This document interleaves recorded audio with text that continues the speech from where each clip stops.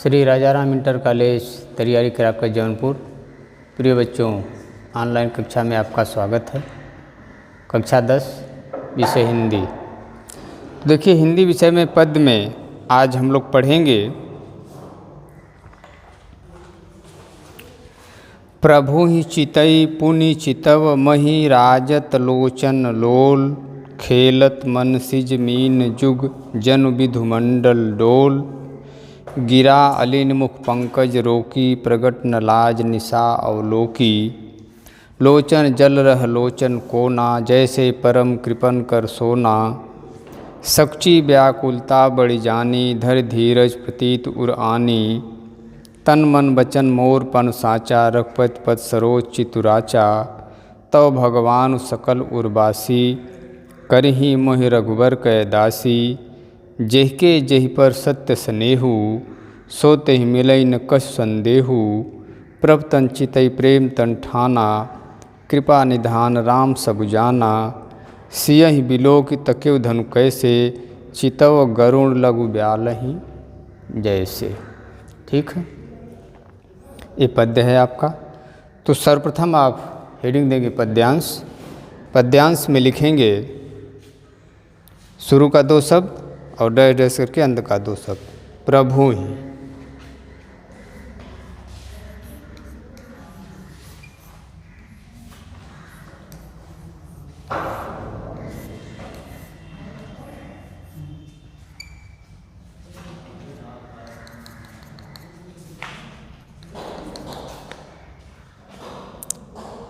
ब्यालहि जैसे।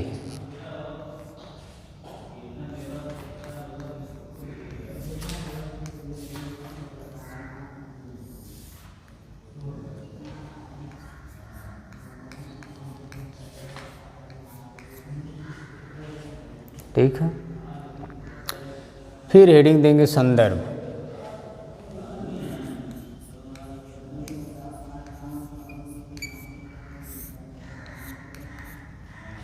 संदर्भ सुनिए। प्रस्तुत पद्य हमारी पाठ्यपुस्तक हिंदी काव्यखंड के धनुष भंग नामक पाठ से लिया गया है। इसके रचयिता गोस्वामी तुलसीदास जी हैं। संदर्भ एक बार फिर सुनिए। प्रस्तुत पद्य हमारी पाठ्यपुस्तक हिंदी काव्यखंड के धनुष भंग नामक पाठ से लिया गया है। इसके रचयिता गोस्वामी तुलसीदास जी हैं। फिर हेडिंग आप देंगे प्रसंग।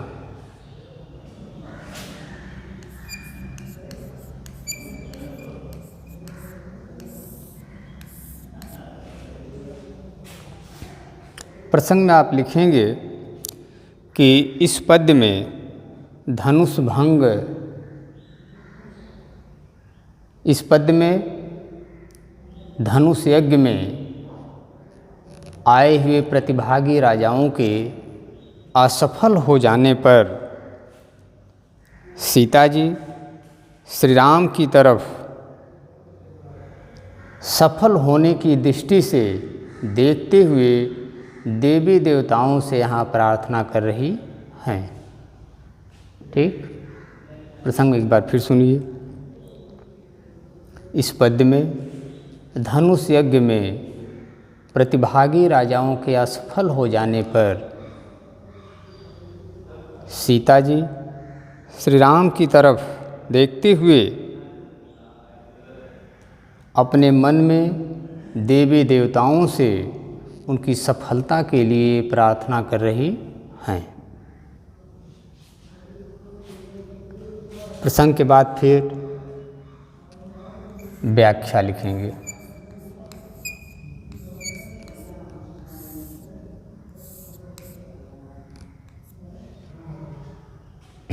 अब व्याख्या सुनिए।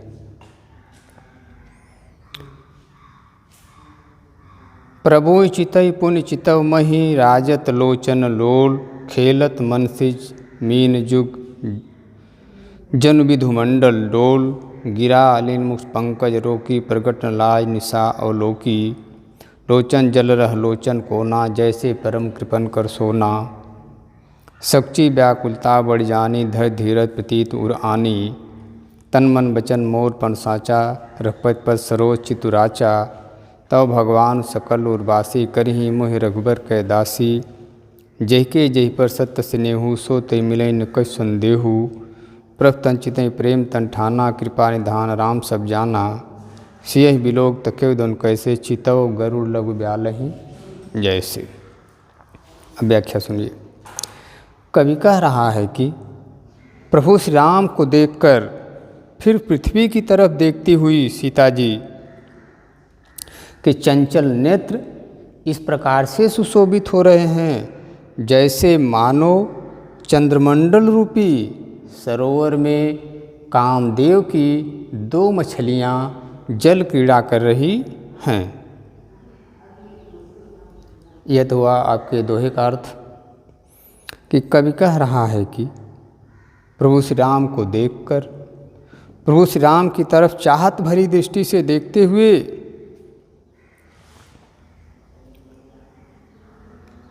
सीता जी को जब कोई देख लेता है तब लज्जित होकर के पृथ्वी की तरफ देखने लग जाती हैं। उस समय की सुंदरता ऐसी लग रही है कि जैसे मानो कामदेव की दो मछलियाँ चंद्रमंडल रूपी सरोवर में जल क्रीड़ा कर रही हैं। गिरा अनिल मुख पंकज रोकी, प्रकट लाज निशा अवलोकी। सीता जी के बाणी रूपी भ्रमरी को, सीता जी के बाणी रूपी भ्रमरी को उनके मुख रूपी कमल ने रोक रखा है, जिससे लाज रूपी रात्रि को देखकर वह प्रकट नहीं कर पा रही हैं या प्रकट नहीं हो पा रही हैं। और उनकी आँखों के लोचन जल रह लोचन कोना, जैसे परम कृपन कर सोना। उनकी आँखों में आंसू आ गए और वे आंसू उसी प्रकार से आँखों के कोनों में ही पड़े रह गए, जैसे महाकंजूस व्यक्ति के घर के कोने में पड़ा हुआ सोना या गड़ा हुआ सोना गड़ा ही रह जाता है। सच्ची व्याकुलता बढ़ जानी, इधर धीरज प्रतीत उरानी। सीता जी को जब अपनी बढ़ी हुई व्याकुलता का पता चला तब वे अपने हृदय में धैर्य धारण करके कहने लगी कि तन मन वचन मोर पण साचा। यदि मेरा तन मन वचन से श्री राम के प्रति प्रण सच्चा है, रघुपति पद सरोज चितुराचा, श्री राम के प्रति हमारा प्रण सच्चा है, अर्थात उन्हीं के चरणों में हमारा मन लगा हुआ है, तो भगवान सकल उर्वासी, तो सबके हृदय में निवास करने वाले भगवान क्या करेंगे? करही मोहि रघुबर कर दासी, मुझे अवश्य ही उनके चरणों की दासी बनाएंगे। तो भगवान सकल उर्वासी, करही मोहि रघुबर कर दासी, तो सबके हृदय में निवास करने वाले भगवान मुझे अवश्य ही प्रभु श्री राम के चरणों की दासी बनाएंगे। क्योंकि जय के जय पर सत्य स्नेह हो, क्योंकि जिसका जिसके प्रति सच्चा स्नेह होता है, सच्चा प्रेम होता है, सो ते मिले न कछु संदेह हो, वह उसे अवश्य ही मिलता है, इसमें तनिक भी कोई संदेह नहीं है। प्रभ तन चितहि प्रेम तन ठाना, कृपा निधान राम सब जाना। प्रभ तन चितहि प्रेम तन ठाना, प्रभ तन चितहि प्रेम तन ठाना, कृपा निधान राम सब जाना। तब सीता जी तन मन से यह प्रण ठान ली कि यह तन उन्हीं का है और उन्हीं का होकर रहेगा, अन्यथा नहीं रहेगा। कृपा निधान राम सब जाना। जब दया के सागर प्रभु श्री राम सीता जी के इस भाव को जान गए, समझ गए, तब क्या किए? सियहि बिलोक तकेउ धन तैसे, तब सीता जी की तरफ इस भाव से देखने लगे, चितव गरुण लघु ब्यालय जैसे, जैसे गरुण जी भक्षण करने की दृष्टि से छोटे सर्प की तरफ देखते हैं। फिर ध्यान से सुनिए। व्याख्या को।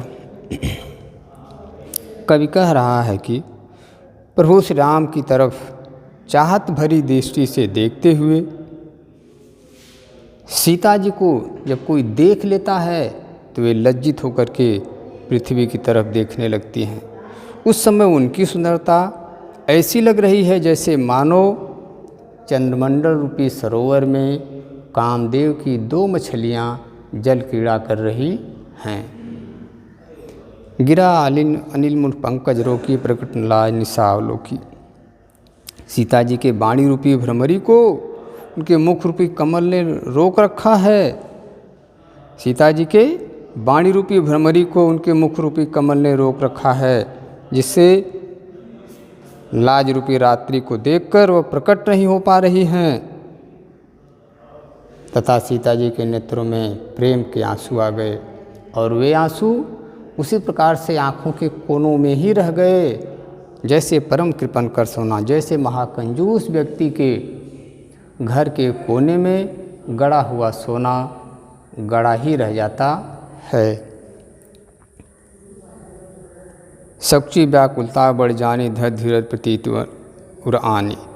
इधर जब सीता जी को अपनी बढ़ी हुई व्याकुलता का पता चला तब वे अपने हृदय में धैर्य धारण करते हुए कहने लगी कि तन मन वचन मोर पन साचा, कि यदि मेरा तन मन से प्रण श्री राम के प्रति सच्चा है तब भगवान सकल उर्वासी रघुपति पर सरोचित राचा, उन्हीं के चरणों में, केवल उन्हीं के चरणों में ही मेरा मन लगा हुआ है तब भगवान सकल उर्वासी।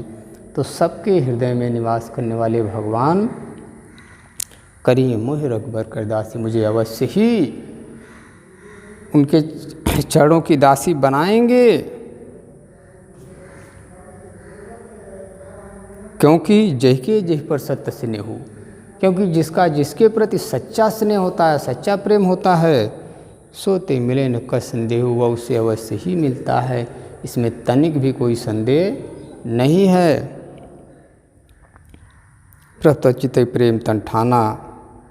फिर सीता जी प्रभु श्री राम की तरफ देखते हुए अपने मन में यह प्रण ठान ली कि यह तन, यह शरीर उन्हीं का है, उन्हीं का होकर रहेगा, अन्यथा नहीं रहेगा।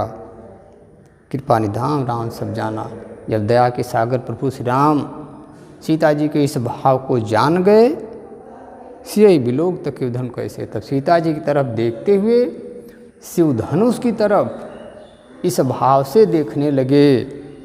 चितव गरुड़ लघु बाल जैसे, जैसे गरुड़ जी भक्षण करने की दृष्टि से छोटे सर्प की तरफ देखते हैं। ठीक है। अब इसके बाद आप हेडिंग देंगे काव्यगत सौंदर्य।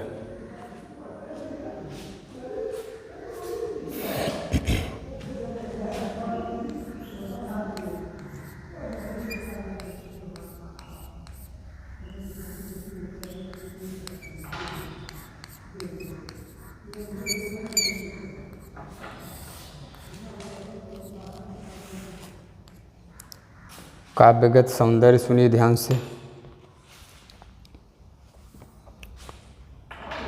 इस पद में सीता जी का श्री राम के प्रति प्रेम की व्याकुलता का बड़ा ही सजीव वर्णन किया गया है। ठीक है। नंबर 1 में आप लिखेंगे कि इस पद में सीता जी का श्री राम के प्रति सच्चे प्रेम की व्याकुलता का बड़ा ही सजीव वर्णन किया गया है।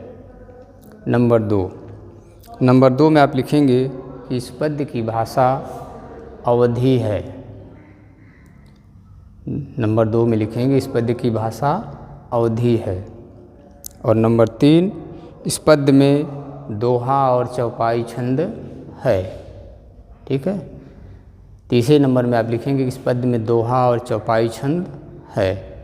नंबर 4 में आप लिखेंगे कि इस पद्य में करुण रस है। इस पद्य में करुण रस है।